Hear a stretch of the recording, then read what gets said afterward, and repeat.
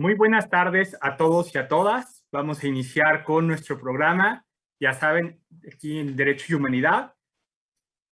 Muy buenas tardes. Pues hoy día 9 de agosto del año 2021 damos inicio justamente con nuestra segunda parte de un tema muy interesante para todos y todas que cuando escucharon la primera parte de parte del maestro Francisco, lógicamente pidieron una segunda parte, pidieron que se siga hablando del tema y es lo que hoy vamos a tener justamente este día. Lógicamente soy el maestro Daniel Mansur Rodríguez, a nombre del titular de este programa, por supuesto, el maestro Esteban, les damos la bienvenida. Como siempre, les solicitamos amablemente nos puedan estar apoyando con sus comentarios, con sus dudas o preguntas del programa del día de hoy. Siempre va a ser muy importante contar con nuestra audiencia. Esperemos, y este programa siempre es para que ustedes lo disfruten, por supuesto, amplíen esta parte de sus conocimientos y sobre todo este tema, que desafortunadamente hay que decirlo, nosotros aquí en la institución lo vemos hasta que estamos en la maestría en Derecho Penal. Entonces, hay que ser muy honestos. Entonces, aquí tenemos a nuestras diferentes cátedras, a nuestros diferentes compañeros y compañeras de licenciaturas y de maestrías. Entonces, me parece que un agasajo el día de hoy poder tener a este invitado y hablar nuevamente de este tema tan importante, ¿no? Porque hay que recordar que nuestras altas incidencias, desafortunadamente, en comisión de delitos, desafortunadamente la delincuencia organizada utiliza a nuestras adolescentes y a nuestros adolescentes como un medio comisivo donde sabemos que va a haber una reducción de penas. Muchas gracias. También me permito asimismo invitarles, lógicamente, a nuestra semana jurídica. Hay que recordar que en esta semana vamos a tener una serie de conferencias, talleres, que todo está relacionado en ramas del derecho y que, bueno, por ende, el día de hoy inició muy temprano con el maestro Galicia y dándonos un importante tema y vamos a cerrar hasta el día domingo. Por ahí le toca a su servidor el día sábado a la 1 de la tarde dar una conferencia de reparación del daño. Entonces, bueno, mis compañeros y compañeras docentes han estado preparando muchos temas interesantes. Espero que se puedan dar el tiempo necesario. Por la página del Facebook de Radio Info van a poder encontrar los horarios y justamente los temas que van a estar impartiéndose. Muchas gracias, pues. Asimismo, le envío un fuerte saludo a toda la generación de diplomado que acaba de finalizar este sábado pasado, diplomado en juicios orales. Un fuerte abrazo para todos y todas, muchas felicidades y me da gusto que hayan logrado este objetivo. Gracias asimismo, pues bueno, también le mando un fuerte saludo y abrazo a la maestra Wendy Ortiz, que me envía saludos por aquí por el Face de Radio Info. Muchas gracias. Y bueno, vamos a presentar sin más preámbulo a nuestro invitado, si ustedes me lo permiten, al maestro Francisco Santamarina. Antes de darle la palabra al maestro, si me permite, voy a leer rápidamente su pliego curricular para que sepamos el gran ponente que tenemos el día de hoy, que bueno, el maestro Esteban, hace unos 15 días aproximadamente que tuvimos el programa, 20 días, lo pudo presentar, pero sería una falta de respeto no poder hacerlo por este medio nuevamente. El maestro Francisco, hay que recordar que es egresado de la licenciatura de Derecho por la Universidad Nacional Autónoma de México. Recordar también, por supuesto, que tiene un máster en Derechos Fundamentales por la Universidad de Carlos III de Madrid. También igualmente tiene una maestría en Filosofía del Derecho por la Universidad de Buenos Aires y actualmente nuestro querido maestro está estudiando un doctorado en Subjetividad y Violencia en el Colegio de Saberes. Asimismo, el maestro Francisco se ha desempeñado en diferentes ámbitos profesionales como oficial judicial y como secretario de acuerdos en el juzgado número 12 de Distrito de Procesos Penales Federales, ahí en el Poder Judicial de la Federación. Ha sido miembro del equipo de investigación en litigio estratégico del Centro de Estudios Judiciales y Sociales de Buenos Aires, Argentina. Ha sido asimismo evaluador de la Unidad de Supervisión de Medidas Cautelares y de Suspensión Condicional de proceso en el Poder Judicial de la Ciudad de México y actualmente, orgullosamente, pues es secretario proyectista en la primera sala de justicia para adolescentes en el Poder Judicial de la Ciudad de México, ¿no? Para que veamos, lógicamente, el gran ponente que tenemos con esta grata experiencia que tiene el maestro Francisco. Maestro Francisco, muy buenas tardes, bienvenido, por favor. ¿Cómo se encuentra? Hola, ¿qué tal? Buenas tardes. Pues acá un gusto hablar nuevamente con ustedes. Creo que me han avisado que pues, les ha que ha suscitado interés esta materia, que es la justicia penal juvenil, y pues gustoso de poder compartir, ya hablar un poquito más a profundidad, algunos temas más específicos. La vez anterior, pues intenté más que nada dar un panorama muy general, un poco de la genealogía de cómo se fue formando este sistema, pero en esta ocasión pues creo que podríamos profundizar en algo que me parece pues será interesante para todos y que es algo que está muy presente, muy actual, que es cómo se desarrolla en el ámbito internacional, o sea, cuáles son los estándares que se han emitido, sobre todo en el sistema interamericano, y ello cómo impacta en las formas en que hacemos actualmente el derecho, particularmente en los tribunales de justicia juvenil, que bueno, que es en los que actualmente me desempeño y bueno, un poquito entrando en materia, ¿no? Previo a hablar, ahorita tenía preparado comentarles y poder platicar con ustedes un par de sentencias que en mi consideración son las sentencias más importantes que se han emitido en el sistema interamericano en relación a adolescentes. Quisiéramos platicárselas un poquito, los hechos, y de ahí qué fue lo que empezó a determinar la Corte. Pero antes de eso, pues sí me parece importante hablar un poquito como de la genealogía de los derechos humanos. Ahorita actualmente estamos a 10 años, me parece, de la reforma del 2011, y todo el mundo hablamos de derechos humanos, ¿no? Todo el mundo hablamos, pero la realidad es que pues, en realidad todavía nos falta mucho por aprender, todavía se tiene mucho desconocimiento. Decimos que tenemos 10 años a partir de esta reforma, pero en el ámbito internacional es algún tema que ya se viene trabajando pues, prácticamente todo el siglo XX y con mayor fuerza a partir de la Segunda Guerra Mundial, ¿no? Entonces todavía estamos, digamos, como bastante aprendiendo qué es esto, y entonces sí me parecería importante un poquito hablar de qué es lo que significa o qué es de aquello que hablamos cuando hablamos de derechos humanos, porque va a ser importante para saber qué es lo que nos implica en los modos en que vamos a aplicar actualmente nuestro derecho, ¿no?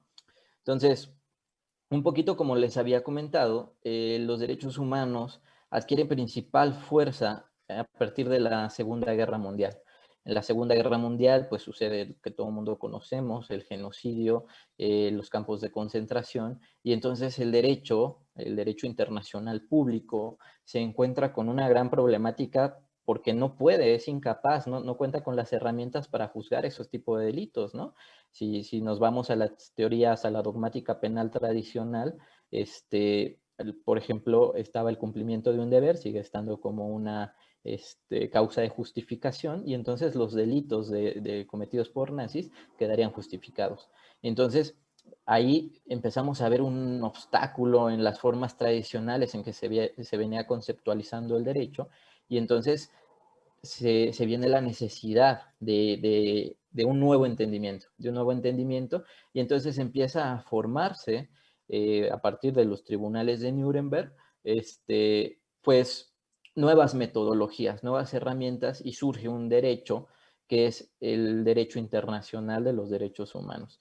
El derecho internacional de los derechos humanos, entonces, es esta respuesta que tienen las naciones, principalmente aquellas que de una u otra forma estuvieron involucradas en la Segunda Guerra Mundial, para poder juzgar todos los actos cometidos pues durante este acontecimiento. Entonces,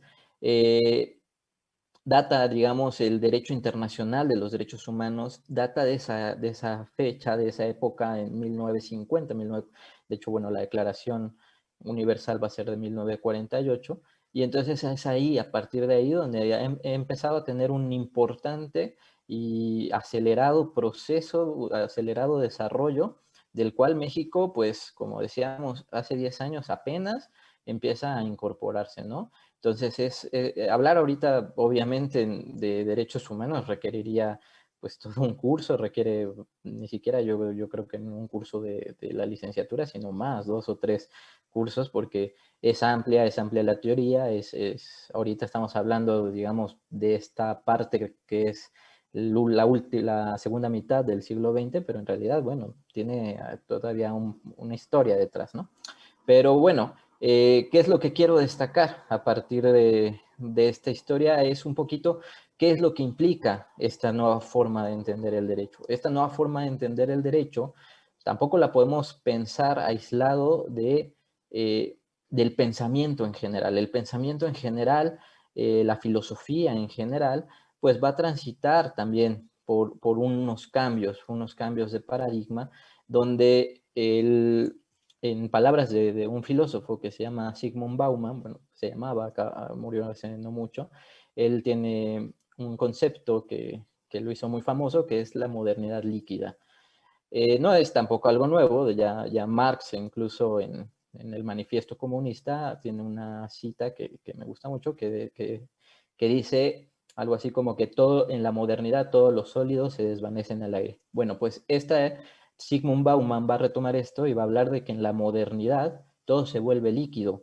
Las viejas estructuras, los viejos paradigmas que sostenían el pensamiento moderno, pues empiezan a diluirse, ¿no? Esto en el derecho, a partir de esta nueva incorporación de los derechos humanos, también empezamos a observar ese fenómeno. Las viejas categorías del derecho, sobre todo a partir del código, de los códigos que surgen en la Revolución Francesa, el Código Napoleónico, todos estos, pues empiezan también a diluirse, ya las leyes empiezan a ceder frente a otras formas de hacer derecho que van a estar sostenidas en la Constitución y en los principios. Es decir, vamos a dejar un poquito el paradigma del código y de la ley para empezar a adoptar como legitimación la Constitución y los principios constitucionales.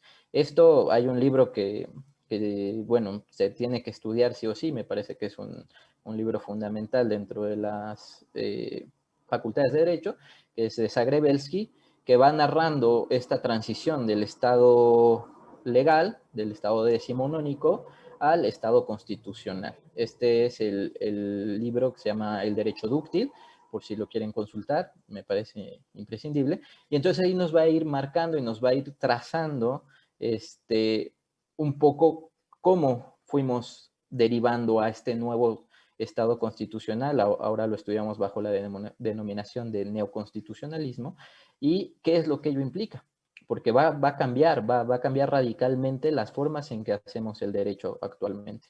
Entonces, quiero un poquito hablar sobre esto, qué es lo que nos va a implicar el tener un derecho que ya no es más el derecho tradicional, el derecho de ley, el derecho decimonónico, sino el derecho de los derechos humanos.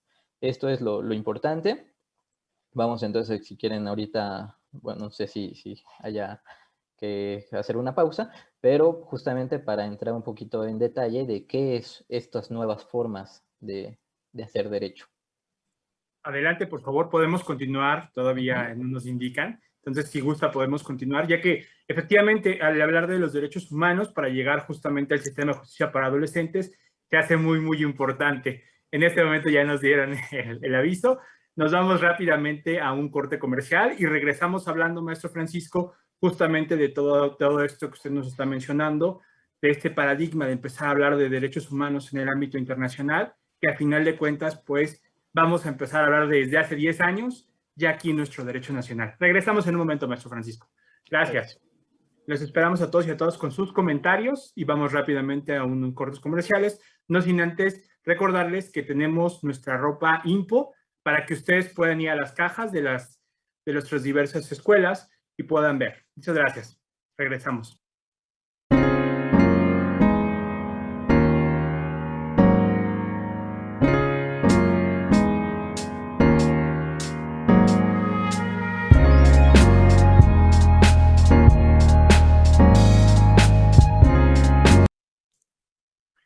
Muchas gracias. Pues regresamos a nuestro programa Derecho y Humanidad, hablando justamente de justicia para adolescentes, nuestra segunda parte, con nuestro ponente, el maestro Francisco Santamarina. Nada más, si me lo permite tantito el maestro, vamos a hacer algunos anuncios importantes y a leer algunos comentarios de nuestra audiencia, que siempre va a ser como muy, muy importante el poder tener a nuestra audiencia también aquí activa en todo lo que tiene que ver con nuestra programación.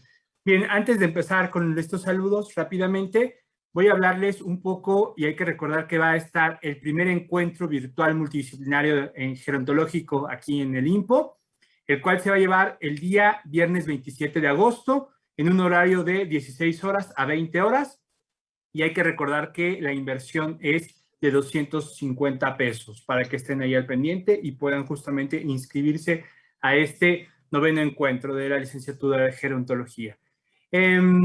Voy a rápidamente a recibir algunas dudas, preguntas y algunos saludos. Javier Núñez nos pregunta, maestro Francisco, ¿por qué dentro de las escuelas de readaptación no existe separación de los jóvenes que asesinan, como los que roban por hambre, a los que usan burreros para transportar drogas o halcones? Gracias. Hay que recordar que de readaptación ya cambiamos a una reinserción social, nada más por ahí, Javier, para que lo tengas considerado. Otra compañera nos dice, Marlene Nájera, en mi opinión, la mayoría de los adolescentes tienen un conflicto con la ley y todo esto viene del entorno familiar, no tienen redes de apoyo suficientes. Entonces, no sé si ahí el maestro Francisco podría apoyar mejor con su opinión. Pablo Pérez nos dice, buenas tardes, maestro Daniel, hola, un gusto. Y bueno, es un placer seguir con esta formación, por supuesto, y en este tema también muy importante. Muchas gracias por sus saludos. También le manda saludos, maestro Francisco Santamarina, nuestro querido alumno Pablo Pérez. Rosemary nos dice, nos hace una pregunta, dice, ¿de qué manera se puede lograr erradicar que los jóvenes no realicen estos actos contrarios a la ley? Uy, creo que esta es una pregunta que retoma muchísimas cosas, ¿no? Hay que recordar que tenemos políticas específicas de prevención del delito, pero específicamente, bueno, esta parte del sistema de justicia integral para adolescentes es parte de respuesta, pero en un momento más nuestro ponente nos platicará. Leo el último saludo pregunta, y Airam Sepol nos dice, soy Guadalupe de la generación 25 de Tláhuac, ¿qué tan beneficioso es el derecho para un joven, ya que es delincuente y que hay que reformarlo, lo tome para seguir en la delincuencia? Bueno, hay que decir que no se le dice delincuente al joven, se le dice adolescente justamente en alguna situación o conflicto con la ley, y el reformarlo más bien es reinsertarlo socialmente, tal vez desde una manera diferente. Pero bueno, aquí el maestro Francisco pues nos platicará un poquito más de esto. Y nada más, pues nos mandan saludos Yesenia Nayeli, nada más de la generación 21 de la clase de Derecho Mercantil. Muchas gracias, Nayeli. Maestro Francisco, pues adelante con estas preguntas, si fuera usted tan amable de platicarnos por ahí un poco de tu experiencia o qué nos podrías aportar justamente a estas dudas. Sí, bueno, veo que la gran mayoría de las preguntas sí se encuentran un poquito dirigidas a, no sé, digamos como no tanto en el nivel teórico, sino en lo efectivo que llega a ser el derecho, en la respuesta que el Estado da frente a las conductas criminales que puedan cometer los adolescentes y en la reinserción, ¿no?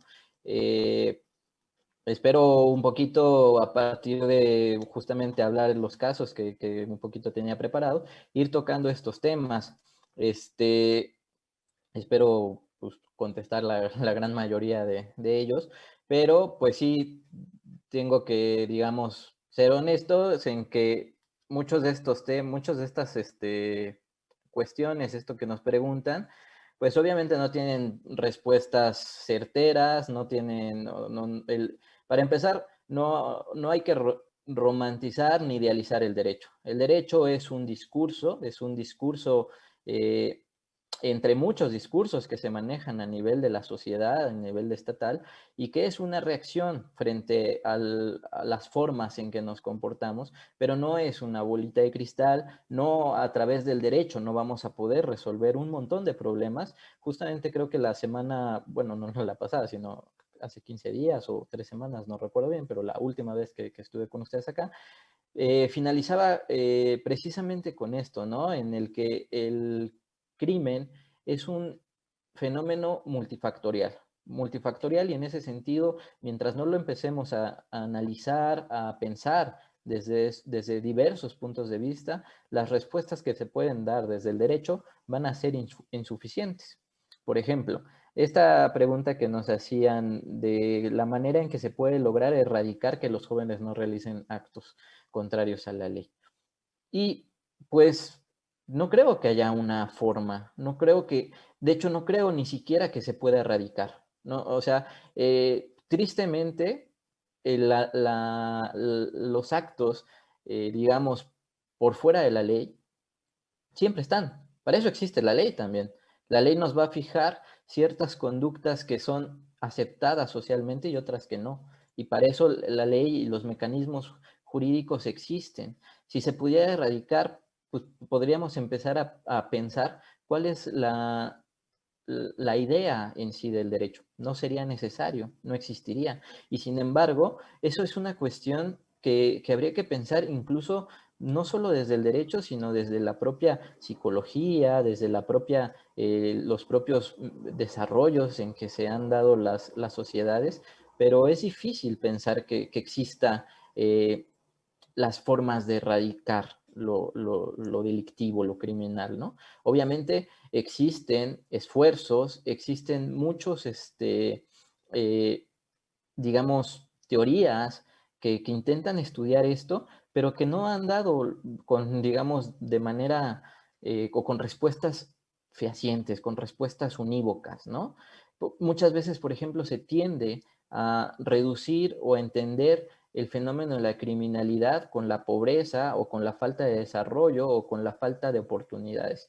Y si bien es cierto que inciden, no es lo único. No existe, porque eso sería tanto como reducir al criminal a pobre.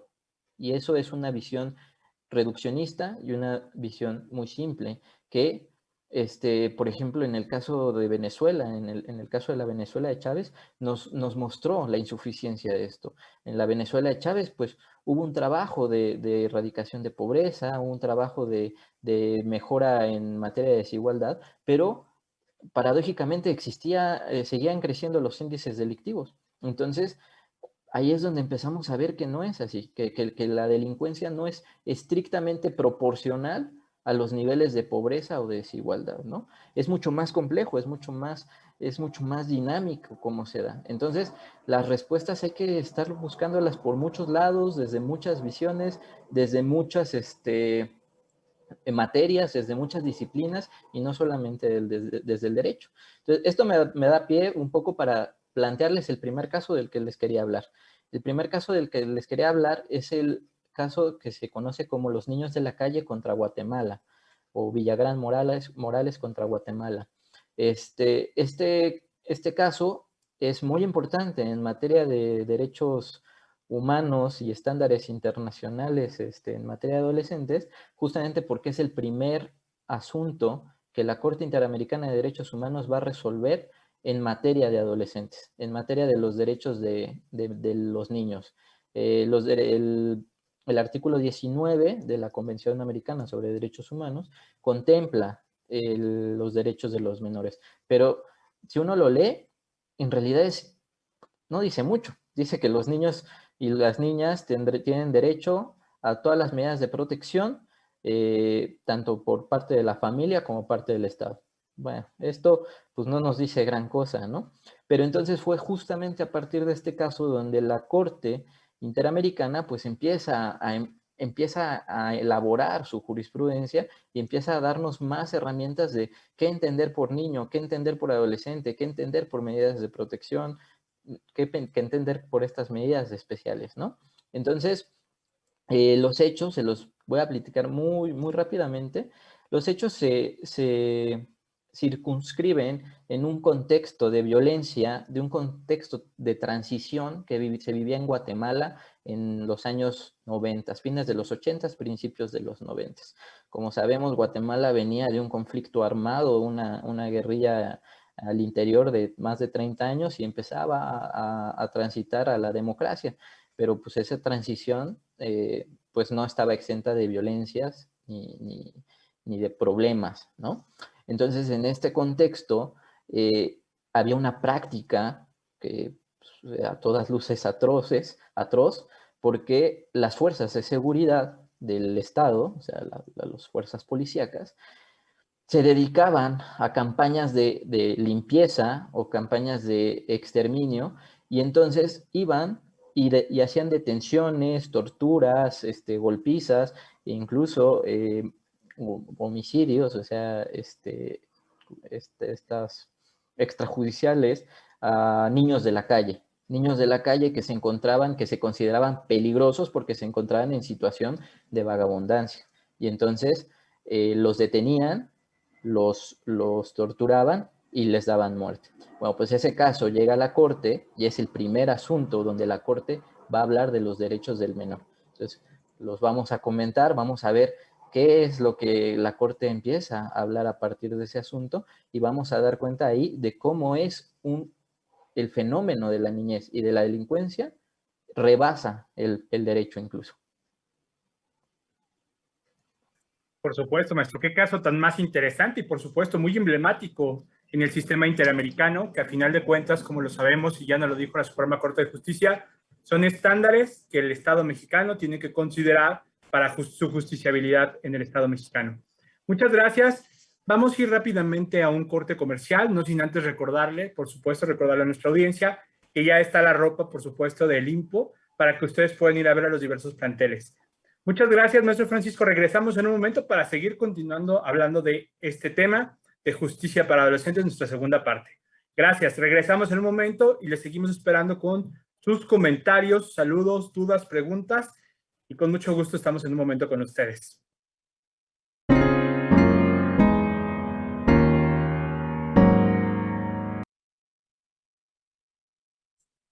Muchas gracias. Regresamos con ustedes a nuestro programa de Derecho y Humanidad. Y en este caso hay que recordar, nuestro tema es Justicia para Adolescentes, nuestra segunda parte, con nuestro invitado de lujo, el maestro Francisco Santamaría. Voy a leer rápidamente algunos saludos y comentarios que han tenido nuestros alumnos y alumnos. Específicamente, Liliana Castro nos envía muchos saludos a mí y a usted, maestro Francisco. Larry también nos dice que el programa es muy bueno y que es muy interesante. La alumna Lourdes López, que también enviamos un saludo, nos dice que muchas felicidades por el programa y por nuestro ponente, y nos dice que si nos podría compartir una experiencia de reinserción social de algún joven en México y qué ha aprendido o qué se ha aprendido de ello. Ahí sí nos puede apoyar, maestro, si en su saber conoce alguno. Yaelo nos dice que el doctor Francisco es un placer escucharlo en sus cátedras en materia de adolescentes. Le manda muchos saludos. Anaí Cortés dice que es un excelente tema y nos manda saludos. Muchas gracias. Noemí Nava nos dice buenas tardes, que le gusta mucho el programa. También gracias. Emily Vázquez, por supuesto, una destacada seguidora de este programa. Le mandamos saludos, Emily. Dice muchas gracias por compartir a ambos el conocimiento y bueno, nos manda saludos. Gracias, Emily. Dos saludos especiales, uno del maestro Esteban Silva, que nos envía saludos, nuestro decano, no sé si lo ubique por ahí, maestro Francisco, al maestro Esteban Silva, nos manda muchos saludos. Parece ser que le está gustando mucho el programa. Y también, por supuesto, la decana de psicología también, ya vi que por aquí nos manda muchos saludos. Doctora Elena, muchas gracias. También muchos saludos para usted. Y la última pregunta que por aquí nos hacen de este bloque es, ¿cuáles son los beneficios de estos 10 años de la reforma hacia el adolescente? Esta sería otra pregunta, maestro Francisco, si nos ayuda a responder. Y nada más para regresar las palabras al maestro Francisco, me resta seguirles invitando a nuestros alumnos y alumnas que tenemos esta semana jurídica. No se les olvide, son muchas las actividades, muchas las situaciones programadas. Les invitamos para que ustedes puedan revisar todas las actividades que tenemos a través de nuestras páginas oficiales y puedan acompañarnos en cada una de las ponencias. Muchas gracias. Maestro Francisco, les cedemos la palabra, por favor. Sí, bueno, pues empezaré por esta última para retomar lo anterior, no seguir con el hilo. ¿Cuáles son los beneficios después de 10 años en materia de derechos humanos? Más que beneficios, que obviamente sí hay varios, es una inercia a nivel mundial del que México no se puede sustraer. Los derechos humanos cada vez el derecho, al igual que todo el mundo, es un derecho más globalizado. Eso es una de las cosas que va a cambiar de lo que hablábamos a partir del derecho internacional de los derechos humanos que nace justamente tras la segunda posguerra, es justamente eso. Y esto va a hablar la sentencia que les estaba comentando de Villagrán Morales. ¿Qué es entonces lo que implica el tener un derecho internacional de los derechos humanos? Lo que va a implicar es que ya no podemos basarnos únicamente en las leyes nacionales. Esas viejas doctrinas de derecho internacional público que distinguían entre monismo o dualismo, pues ya no tienen tanta validez. Ahora todo debemos entenderlo como un sistema integrado. Eso nos obliga a los operadores jurídicos a juzgar atendiendo, y por eso es importante conocer las jurisprudencias internacionales, si acaso más importantes que incluso conocer las legislaciones nacionales. ¿Por qué? Porque al fin y al cabo son lo que nos va a dar nuestro parámetro o nuestra justificación para soportar una decisión. Por eso es importante y estar estudiando sobre todos estos casos y eso, pues sí, puede considerarse un beneficio, puede considerarse también un reto, porque es muchísimo más complicado. El derecho, a partir de los derechos humanos, se ha vuelto mucho más complejo. Ya no basta aprenderse códigos, aprenderse leyes, sino que hay que entender los nuevos métodos de interpretación con que se manejan los derechos humanos. Y no solo eso, hay que el corpus normativo que se aplica a un caso en concreto es muchísimo más grande. En materia de derechos humanos tenemos las directrices de Riad, la Convención de los Derechos del Niño, las directrices, las reglas de La Habana, las reglas de Beijing. O sea, es un mundo de normativa que ahora que tenemos que integrar y tenemos que aprender a manejar. Entonces, es un reto importante el nuevo derecho, el nuevo derecho de derechos humanos. Pero bueno, es necesario, es importante, por eso recalcaba la necesidad de que en las facultades empiecen a ingresar estos cursos de derechos humanos, no un semestre, sino 2 o 3 semestres, y no solamente estudiarlos, sino también estudiarlos críticamente, ¿no? Porque tienen problemas, o sea, también no es lo perfecto ni un discurso acabado, hay que analizarlo críticamente, ¿no? Pero bueno, justamente esto lo va a decir la Corte Interamericana, en este caso que comentábamos de los niños de la calle.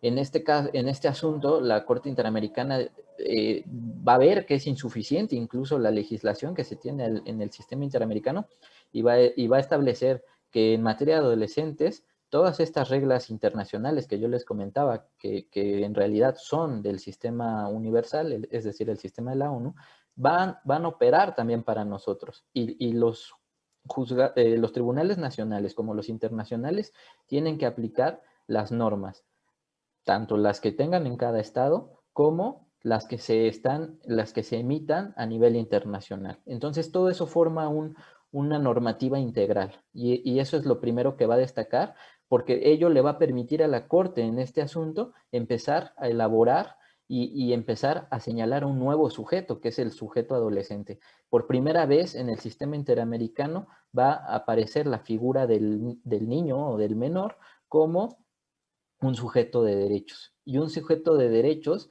que, como les decía, no, no fue solamente violentado, estos niños no fueron violentados, y esto es un aspecto interesante que toca la Corte en esa oportunidad, no solamente fueron violentados pues porque se les asesinó. De hecho, la Corte va a decir que la vida de estas personas, de estos adolescentes, ya había sido vulnerada porque carecían de oportunidades de educación, de salud, estructuras familiares. Hablaban en una pregunta anterior sobre las redes de apoyo.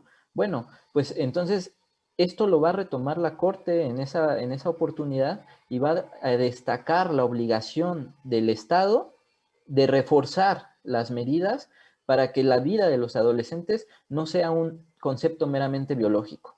Esto en teoría de derechos fundamentales o en teoría de derechos humanos se conoce como el efecto de irradiación o el aspecto positivo de los derechos. O sea, ¿qué quiere decir esto? Que los derechos no solamente son como esferas de protección que el individuo tiene frente al Estado. No es solamente como una esfera de no injerencia, que fue como surgieron en un primer momento.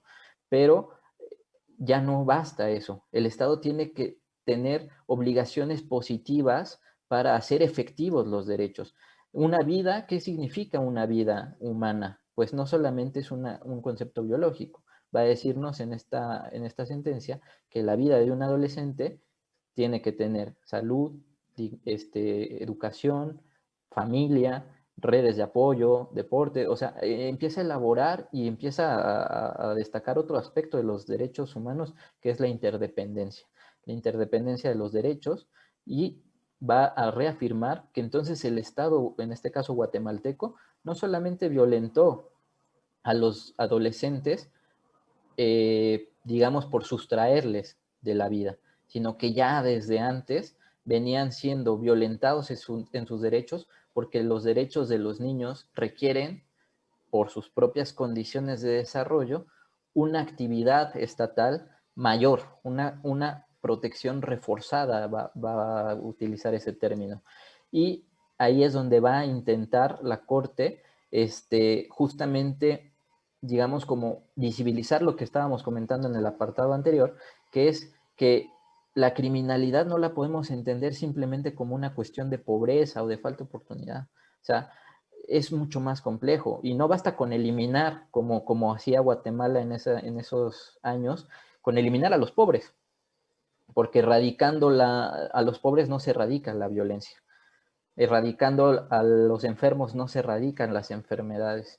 Erradicando a los hambrientos no se erradica el hambre. Entonces, esto es un derecho que tiene en cuenta que son interdependientes y que la criminalidad en este sentido, entonces, se tiene que enfocar desde esa propia interdependencia. Por eso esta sentencia va a ser muy importante, porque nos va a meter por primera ocasión a un sujeto que antes no existía, que era el sujeto menor de edad. Antes era un objeto simplemente de protección, lo habíamos hablado en el anterior programa.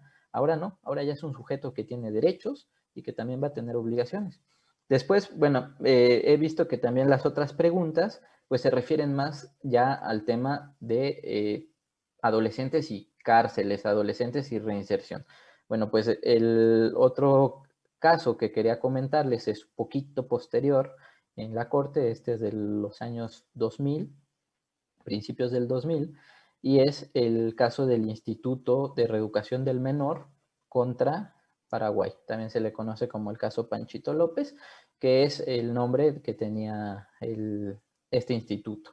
Pues este instituto es un centro carcelario, era un centro carcelario, que estaba habilitado para 15, 20 personas y tenían entre 200 y 300 jóvenes recluidos. Obviamente las condiciones penitenciarias eran muy malas, las condiciones penitenciarias eran deplorables y derivó en 3 incendios. 3 incendios al interior del centro Panchito López que terminaron por destruirlo y pues lo más importante es que terminaron con la muerte, no me acuerdo el número, pero de varios jóvenes, creo que eran 10 o 12 jóvenes y varios lesionados. Se abren investigaciones en los tribunales nacionales del Paraguay, pero pues se lleva esto hasta la Corte Interamericana porque pues la falta, ¿no? de una real investigación. Entonces ahí este va a ser muy importante, también un asunto muy importante, porque ahí la Corte ya no va a hablar, digamos, de los derechos de los menores como en general, como en Villagrán Morales, sino ahorita ya nos va a dar algunos estándares en materia de adolescentes privados de libertad. Entonces, si quieren, vamos a hablar de eso ahorita en un momento y ya para entrar de lleno en lo que es la materia de adolescentes privados de libertad. Muchas gracias, maestro Francisco. Muy interesante todo lo que está retomando de esos estándares internacionales y de las resoluciones que se han brindado por la Corte Interamericana, ¿no? Visualizando este derecho más favorecedor para las y los adolescentes, ¿no? En un momento continuamos con esto. Simple y sencillamente nada más les recordamos por ahí que tenemos la ropa de la institución para que ustedes puedan ir, diferentes modelos, diferentes tallas.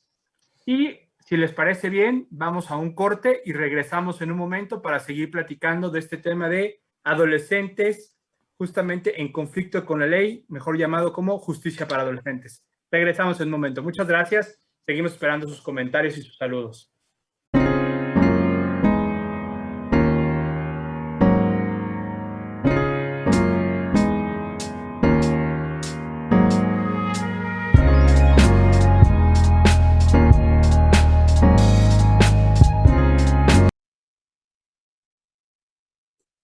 Regresamos a nuestro programa Derecho y Humanidad. Hay que recordar que nuestro tema pues, es justicia para adolescentes. La segunda parte, por supuesto, aquí con nuestro invitado de lujo, el maestro Francisco Santamaría. Voy nada más a recordarles algunas cosas y leer algunos saludos para regresar con los comentarios, el cierre de nuestro programa, por supuesto, con el maestro Francisco. Hay que recordar que se tiene por aquí el 10º Encuentro Nacional de Trabajo Social 2021 y el segundo encuentro virtual de la licenciatura de Trabajo Social aquí en nuestra institución, el IMPO, el próximo sábado 21 de agosto, de 9 a 17 horas, por favor. Recuerden ponerse en contacto a las oficinas justamente de esta institución. Y hay que recordar que la inversión es de 250 pesos a la gran calidad que tiene, lógicamente, pues este encuentro nacional. Y voy a rápidamente a retomar algunos saludos que nos están enviando. Y tenemos a Raúl Limón. Nos dice que nos agradece mucho la experiencia que se está brindando por parte del maestro Francisco. Le envía saludos, maestro Francisco, y a su servidor. Diana González igualmente nos manda saludos y dice que es un excelente programa. Diana Martel también nos manda muchos saludos a usted y a mí y dice que le está encantando el programa. Saludos, Diana, muchas gracias. También tenemos saludos de, bueno, el maestro Dorian nos envía también muchísimos saludos a ambos, que también el programa está siendo muy interesante. Saludos, maestro. Eugenia Martínez nos dice, excelente tema, los derechos humanos son la garantía más importante que tenemos para dar a conocer estos derechos de forma oportuna, puede ayudar a prevenir delitos y dará protección a nuestros adolescentes. Es una pequeña pregunta que le envía por ahí Eugenia Martínez.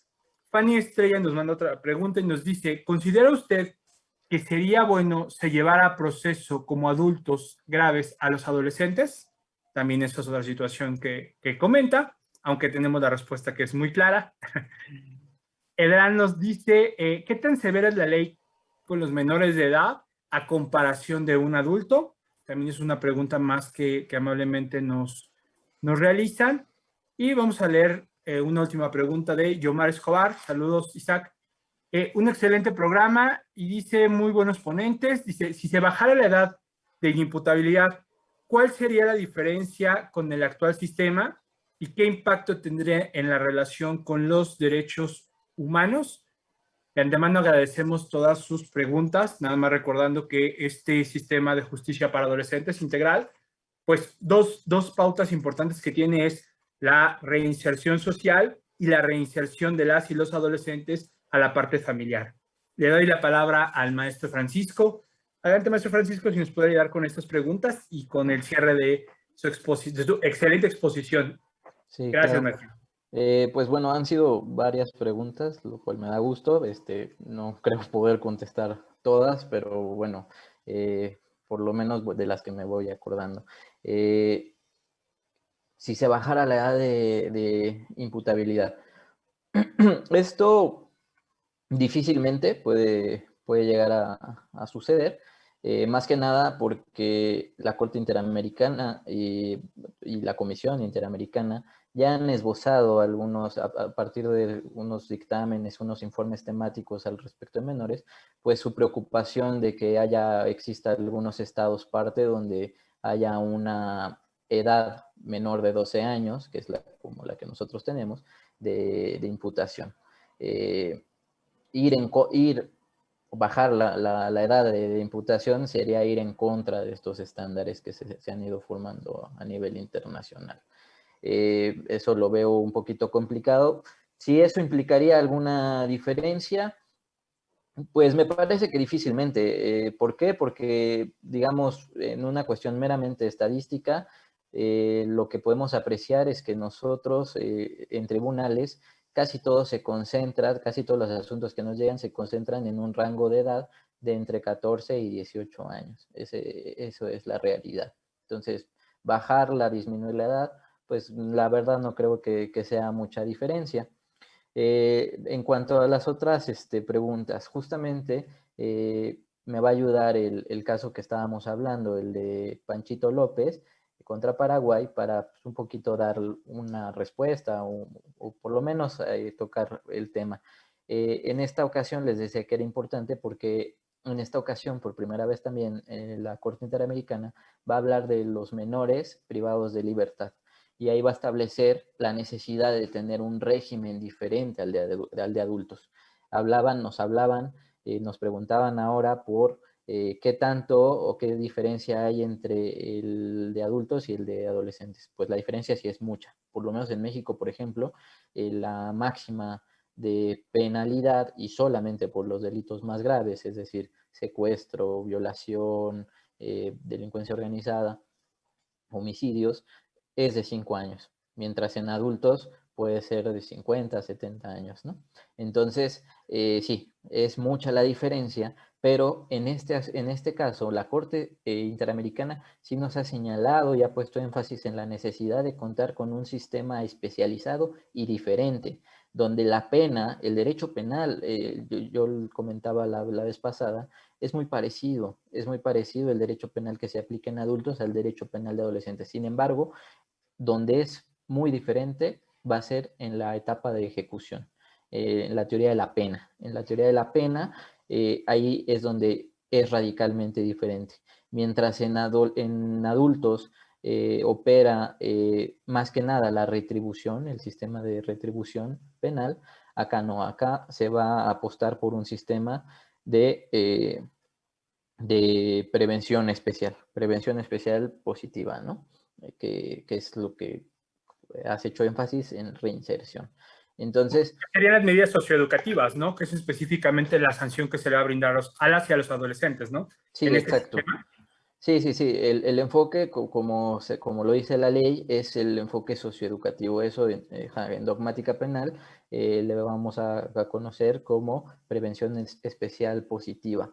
Y sí, la Corte Interamericana nos ha puesto énfasis en eso. ¿Por qué? Porque también el adolescente, por ejemplo, el tiempo para un adolescente es radicalmente diferente a un adulto. Para un adolescente lo que puede ser un año, pensemos un año escolar, es un tiempo considerable. Un adulto, pues cada vez se nos vuelve menos tiempo un año, ¿no? Es menos importante.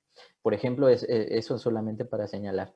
Pero obviamente las condiciones de internamiento también tienen que cambiar. Pero nos preguntaban también que si, ¿por qué no los dividen de acuerdo a delitos graves y a delitos no graves? Bueno, porque justamente el trabajo de reinserción no se debe basar o no debe tomar únicamente en cuenta o como principal parámetro el delito por el cual se cometió. O sea, eh, sino se tiene que tomar en cuenta digamos, el caso concreto del adolescente, sus circunstancias particulares, porque es a esas circunstancias a donde se les va a reinsertar. Entonces, eso es lo más importante. Por eso existe un plan individualizado de ejecución.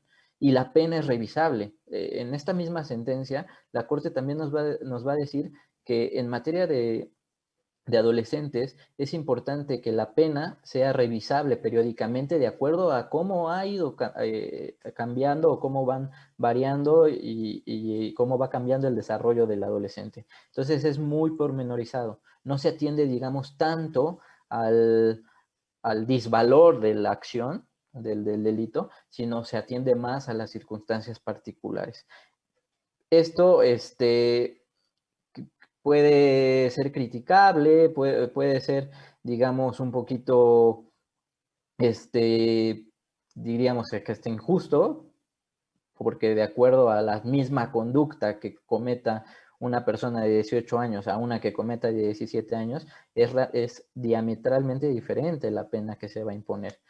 Puede ser, podemos llamarlo, pero justamente ese es el enfoque que se le quiere dar a la justicia juvenil, donde las penas ya no, de hecho por eso no se le llaman penas, aunque siguen siendo, pero se les llama medida de sanción, van a ir por otra línea. Esta línea, conforme a los estándares internacionales, tiene que ser ese enfoque socioeducativo, ese enfoque donde justamente no se va a atender tanto a la conducta cometida, que sí, obviamente sí, pero también se va a atender a todas las circunstancias particulares porque es el fin último del sistema.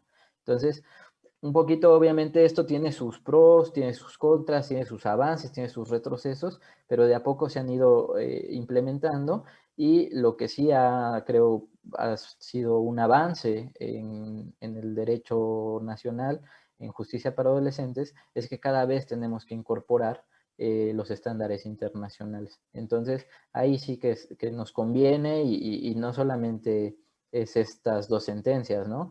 Hay muchas sentencias, hay sentencias muy interesantes de las que convendría también ir hablando, pero son varias las que se han emitido y hay que conocerlas porque ahí el sistema interamericano pues nos va dando cuáles son las pautas y cuáles son lo que debemos entender. Pero de que es un sistema especializado, sí es un sistema especializado y eso lo ha establecido el propio sistema interamericano. Entonces, ha sido con sus dificultades, ha ido no sin retos, no sin problemáticas, pero bueno, de a poco. Ya no pude comentar algún caso exitoso de reinserción, pero los hay. Sí, la verdad es que la cantidad de jóvenes que tenemos en internamiento ha permitido que se trabaje con ellos y sí hay casos de éxito. También en adultos, obviamente, ¿no? Pero en adolescentes creo que es mucho mayor el porcentaje o la probabilidad de éxito dadas las propias condiciones y la propia visión que se tiene del sistema. Pues, maestro, no sé si quisiera dar alguna conclusión final para cerrar justamente nuestro programa, que ha sido sumamente interesante. Han sido dos programas muy interesantes con usted, ¿no?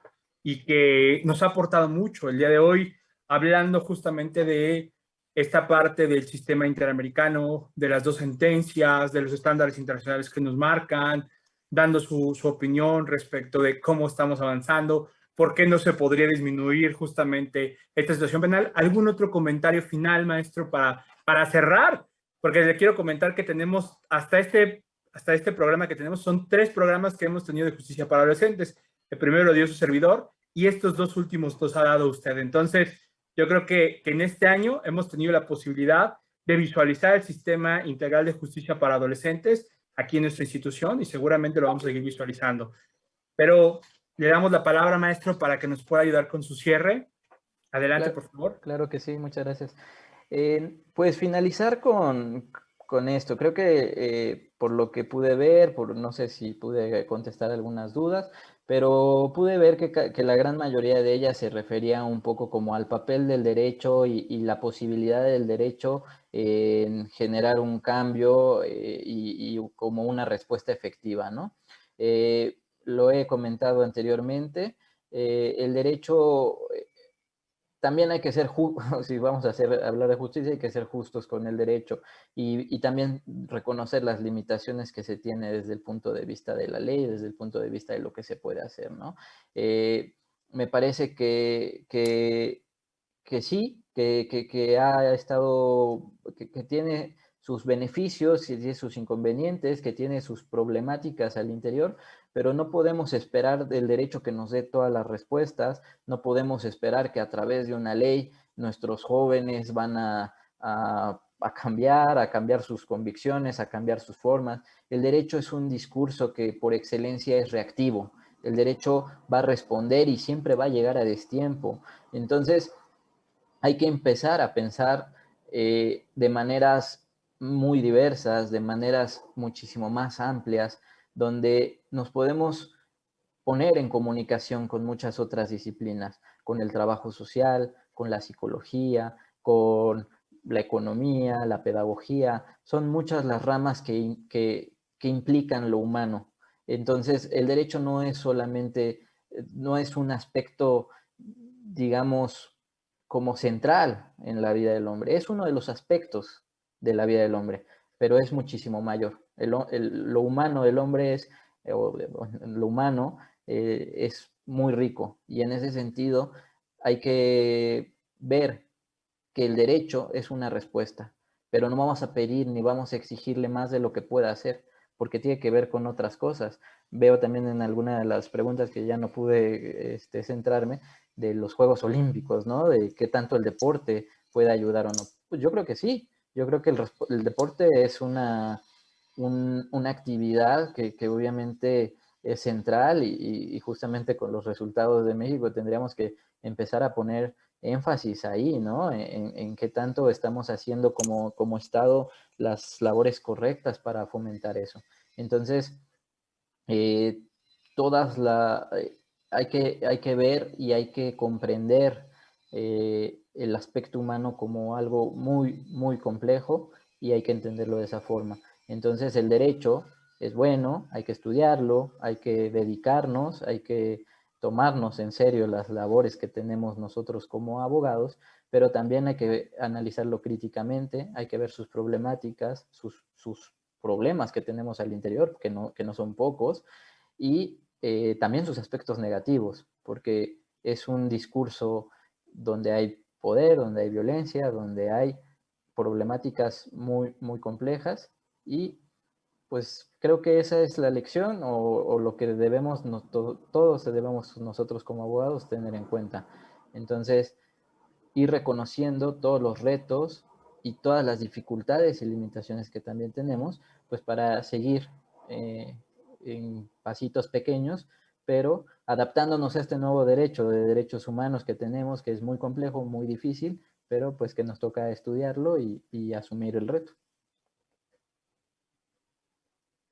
Maestro Francisco, pues muchísimas gracias por todo este conocimiento que amablemente nos hizo favor de brindarnos durante estos 2 programas, específicamente titulados Justicia para Adolescentes. Muchas gracias. Las autoridades, el maestro Esteban, le mandan muchos saludos y agradecen mucho su participación. Gracias. Seguramente en otro momento le invitaremos a que nos siga hablando de estos temas o de otros, porque ya veo que también es un derecho humanista hecho y derecho, entonces por supuesto que hay que hablar de todas estas reformas. Claro que sí, que se da en nuestro país, pero principalmente lo que está haciendo el sistema interamericano, que nos llega específicamente a enrolar a nuestro sistema nacional. Muchas gracias, maestro Francisco. Aquí nada más queda una pregunta pendiente, y dice que si se puede castigar a los padres que ejercen la patria potestad de hijos cuando no los mandan a la escuela y cuando seguramente han sido sentenciados. No, no se puede sancionar a los padres. Los padres son solidarios, responsables para la reparación del daño, pero no se les sanciona, ¿sale? Pero sí se les involucra justamente en la forma de la sanción o en la sanción para que también se reinserten familiarmente y tengan otras maneras justamente de generar estos derechos hacia ellos, que será el derecho a la educación, pero principalmente a desarrollarse de manera integral en un ambiente sano, y con todo lo que nos ha hablado el maestro Francisco en este sentido. Muchas gracias, agradecemos mucho a todas las autoridades. Cerramos nuestro programa, no sin antes comentarles que seguimos con nuestra semana jurídica, con los múltiples eventos, y que les esperamos en 8 días más en este programa de Derecho y Humanidad. Maestro Francisco, gracias por todo. Un fuerte abrazo para usted y para su familia, y nos vemos la siguiente semana. Muchas gracias. Que tengan muy buena tarde, y este programa recuerden que fue grabado en vivo. Hasta luego. Si te gusta el contenido, dale like al video. Suscríbete y activa las notificaciones presionando la campana.